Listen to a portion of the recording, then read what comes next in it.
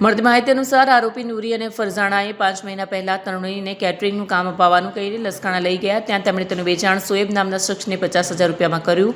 સોએબે તરુણીને 3 દિવસ પોતાના ઘરમાં કેદ રાખી દુષ્કર્મ કરવાનો પ્રયાસ કર્યો, પરંતુ તરુણીએ સામનો કરતા તે પૈસા પરત લઈ ગયો. આ વચ્ચે લસકાણાથી પરત આવ્યાના 10 દિવસમાં જ આરોપીઓએ તરુણી માટે બીજો ગ્રાહક શોધી કાઢ્યો. તેઓ તરુણીને સોલાપુર લઈ ગયા, જ્યાં એક હિન્દુ યુવક સાથે તેનું જબરજસ્તી લગ્ન કરાવી દેવામાં આવ્યું.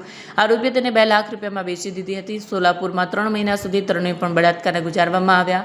આ ઘટના 25 ડિસેમ્બર 25ના રોજ પ્રકાશમાં આ ઘટના 25 નવેમ્બર 2025ના રોજ પ્રકાશમાં આવી હતી. લિંબાયત પોલીસે તપાસ શરૂ કરતા મુખ્ય આરોપી ફરઝાણા ઉર્ફે ફજ્જો પાનોલી વિસ્તારમાં છેલ્લા 5 વર્ષ મહિનાથી છુપાયેલી હોવાનું સામે આવ્યું. પોલીસે તેની અને અન્ય આરોપીની ધરપકડ કરી વધુ તપાસ હાથ ધરી છે.